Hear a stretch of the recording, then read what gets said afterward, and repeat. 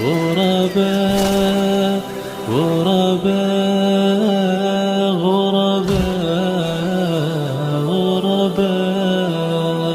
قرآن کی فضیلت کیا ہے؟ قرآن کی بہت بڑی فضیلت ایک یہ بھی ہے کہ قیامت تک اللہ تعالیٰ نے اس کتاب کی حفاظت کا ذمہ لیا ہے۔ یہ بہت بڑی چیز ہے۔ اگر سوچئے، اگر ایسا ہوتا کہ قرآن آج محفوظ نہیں ہوتا تو ہم معلوم کر ہی نہیں سکتے کہ واقعی اللہ نے کیا کہا۔ باقی کتابیں آپ دیکھیے، جتنی بھی کتابیں اللہ نے نازل کی تھیں اس میں لوگوں نے اپنی طرف سے ملاوٹ کر دی۔ آج اگر آدمی پڑھے تو کیا اللہ کا ہے اور کیا بندے کا فرق نہیں کر سکتا ہے۔ لیکن قرآن آج بھی اپنی اصل شکل میں، اپنی اصل صورت میں موجود ہے۔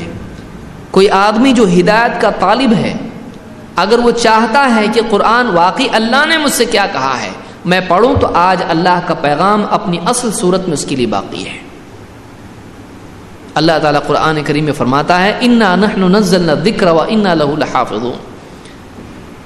اس نصیحت کی کتاب کو نازل کرنے والے ہم ہیں اور اس کے محافظ بھی ہم ہیں۔ نازل بھی ہم نے کیا اور حفاظت بھی ہم کرنے والے ہیں۔ اللہ تعالیٰ نے فلاں فلاں فلاں امت یا فلاں کے اوپر ذمہ داری نہیں ڈالی۔ اللہ تعالیٰ نے کہا اس قرآن کو نازل ہم نے کیا، اس کی حفاظت ہم کریں گے۔ آج 1400 سال سے زیادہ عرصہ ہو چکا ہے، آج بھی قرآن اپنی اصل شکل میں باقی ہے۔ اس انسان کے لیے جو چاہتا ہے کہ واقعی میرے رب نے مجھ سے کیا کہا ہے، وہ پڑھنا چاہتا ہے، وہ معلوم کرنا چاہتا ہے، اس کے لیے آج بھی قرآن اپنی اصل شکل میں باقی ہے۔ لیکن کاش کہ کوئی پڑھنے والا اس کا ہوتا، کاش کہ کوئی ہوتا جس کے دل میں تڑپ ہوتی کہ واقعی اللہ نے قرآن میں کہا کیا ہے۔ ایک آدمی سعودی جانے والا ہوتا ہے، وہاں سے ڈاکیومنٹس کچھ آتے اس کے لیے، اب وہ دیکھتا ہے یہ عربی میں ہے تو گھر میں فریم کر کے لگاتا نہیں، وہ کیا کرتا ہے ڈھونڈتا ہے عربی کس کو آتی۔ امام صاحب کے پاس جاتے ہیں، امام صاحب بولتے میں حافظ ہوں، صرف میں عالم نہیں ہوں، تم فلاں کے پاس جاؤ، میرے کو عربی نہیں آتی، میں عربی نہیں جانتا ہوں، تم فلاں عالم صاحب کے پاس جاؤ، وہ بہت عربی کے ایکسپرٹ ہیں۔ وہ عالم صاحب دیکھتے ہیں ایک ایک ورڈ بولتا ہے، واپس ایک بار بولو اس کا کیا مطلب ہے، یہ ذرا ڈیٹیل میں بتاؤ، ذرا اور کلیئر سمجھاؤ کیا ہے، لکھ لکھ کے لیتا ہے۔ کیوں؟ سعودی جانا ہے، سعودی جا کے کیا کرنا ہے، ڈالر لانا ہے، وہاں سے پیسہ کمانا ہے۔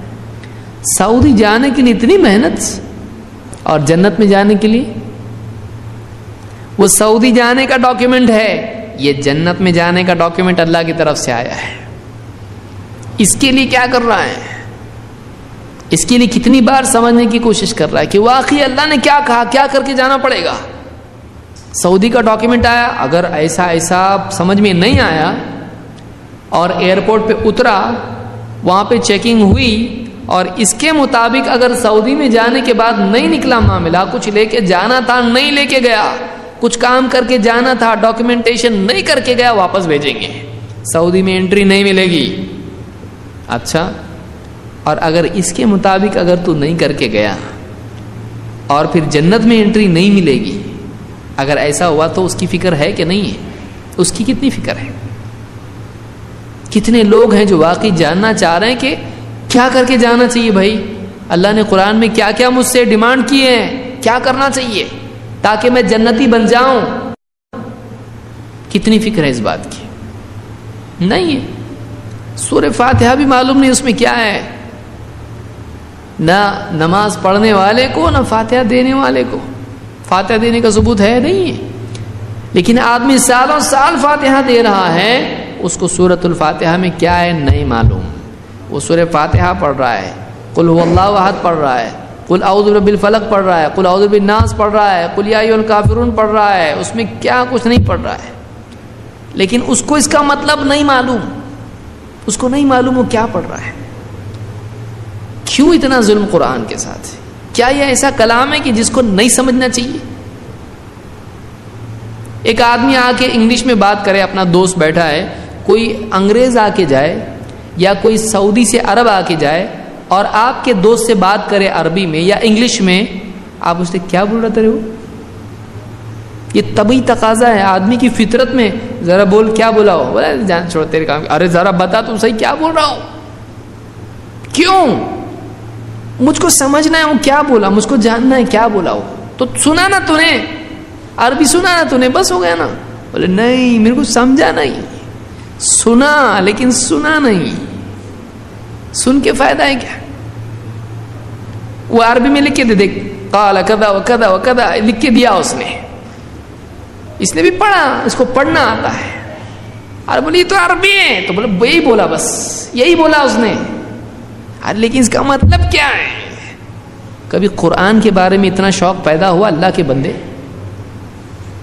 ایک عرب جو ڈھنگ کا مسلمان نہیں ہے, جو دوسرے ملکوں میں جا کے عیاشی کر رہا ہے, اس آدمی نے عربی میں کیا کہا, اتنا شوق کہ صرف اس کا بولا ہوا جملہ پڑھنا کافی نہیں ہے, تو اس کو سمجھنا ضروری, فرض عین ہو گیا یہ. اور اللہ کا کلام جو غفور الرحیم ہے, جس نے تجھ کو پیدا کیا, جس نے تجھ کو دیکھنے کے لیے آنکھیں, سننے کے لیے کان, سوچنے کے لیے دل دیا, جس نے اپنی نعمتیں تجھ پر انڈیل دی, اور جس نے کچھ باتیں تجھ سے کی ہیں. کس کے لیے آیا قرآن؟ آپ کے لیے, میرے لیے آیا ہے, ہر انسان کے لیے آیا ہے. یہ اللہ کا خطاب ہے بندے سے. یا ایھا الانسان ما غرک بربک الکریم, یا ایھا الذین آمنوا اعبدوا, یہ اللہ نے قرآن میں کہا ہے. یا ایھا الناس اعبدوا ربکم, یا ایھا الذین آمنوا اتقوا اللہ. اللہ ایمان والوں سے خطاب کر رہا ہے, اللہ انسانوں سے خطاب کر رہا ہے, اللہ ایک ایک انسان سے خطاب کر رہا ہے. لیکن کون پڑھ رہا ہے اس کو؟ ضرورت نہیں ہے, ٹائم نہیں ہے, بزی ہے. اخبار پڑھنے کے لیے ٹائم ہے, 20 سال تک ایجوکیشن کے لیے ٹائم ہے, 20 سال تک ایجوکیشن کے لیے ٹائم, لیکن اللہ کا کلام پڑھنے کے لیے ٹائم نہیں. تو یہ جو قرآن ہے یہ قیامت تک کے لیے محفوظ کتاب ہے. لیکن کوئی پڑھنے والا بھی تو ہو اس کا, کوئی پڑھنے والا ہو اس کا, کچھ سمجھنے والا ہو اس کا. زیادہ نہیں تو نہیں, کم سے کم 30واں پارہ تو پڑھے, کچھ تو معلوم ہو قرآن میں کیا ہے. کچھ بھی معلوم نہیں, زندگی گزار کے مر گیا, چلے گیا قبر میں, اس کو معلوم ہی نہیں قرآن میں کیا ہے. اور ایسا بھی نہیں کہ ان پڑھ تھا, بہت پڑھا تھا, یہ پڑھتا تھا, وہ پڑھتا تھا, ناول پڑھتا تھا, غزلیں پڑھتا تھا, اخبار پڑھتا تھا, میگزین پڑھتا تھا. کیا نہیں پڑھتا تھا؟ اگر نہیں پڑھتا تھا تو اللہ کی کتاب نہیں پڑھتا تھا. چھوڑا بھی تو کتنی بڑی چیز چھوڑا ہے. اس نے چھوڑنے کے لیے اگر سلیکٹ کیا تو کس کو سلیکٹ کیا؟ قرآن کو. چلو یہ کتاب ہے جس کو نہیں پڑھنا چاہیے, کون سی؟ اللہ کی کتاب نہیں پڑھنا چاہیے. اور بندوں کی کتاب پڑھ کے مر گیا.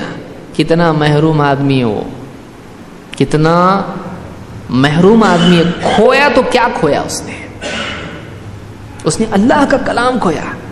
اگر وہ پڑھتا سمجھ کے تو اس کو معلوم ہوتا یہ میرے اللہ نے مجھ سے کہا ہے.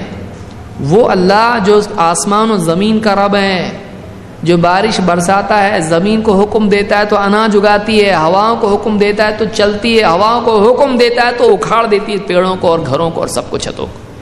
پانی کو حکم دیتا ہے تو وہ اپنی حدوں کو پار کر کے علاقوں کو ڈبو دیتا ہے. بارش کو آسمانوں کو حکم دیتا ہے تو اتنا برساتے ہیں کہ علاقوں میں سیلاب آ جاتا ہے.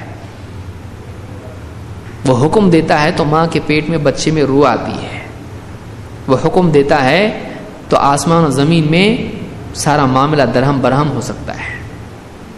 وہ اللہ, اس کا کلام ہے, اس نے مجھ سے کچھ کہا ہے. کیا کہا ہے؟ کون پڑھے گا؟ کس کے لیے یہ اللہ نے محفوظ کیوں رکھا؟ تاکہ نبی دنیا سے چلا جائے گا, کوئی بتانے والا نہیں رہے گا, تو یہ کتاب باقی رہے تاکہ بعد والے لوگ اس کتاب کو پڑھ کے معلوم کریں کہ واقعی اللہ نے کیا کہا ہے. انا نحن نزلنا الذکر وانا لہ لحافظون. اس کتاب کو ہم نے نازل کیا ہے اور اس کے محافظ بھی ہم ہیں. اور اللہ نے فرمایا وَإِنَّهُ لَكِتَابٌ عَزِيزٌ, یہ بہت ہی زبردست کتاب ہے. ایسی کتاب ہے کہ ایسی کوئی اور کتاب نہیں ہے. عزیز, لا يأتيه الباطل من بين يديه ولا من خلفه, نہ باطل اس کے آگے سے آ سکتا ہے نہ اس کے پیچھے سے آ سکتا ہے. تنزیل من حکیم حمید، یہ ایسی ذات کی طرف سے نازل کیا ہوا ہے جو بڑا حکمت والا اور بہت ہی حمد کا مستحق ہے۔ لا یأتیہ الباطل من بین یدیہ ولا من خلفہ، باطل اس کے آگے سے بھی نہیں آ سکتا ہے، پیچھے سے بھی نہیں۔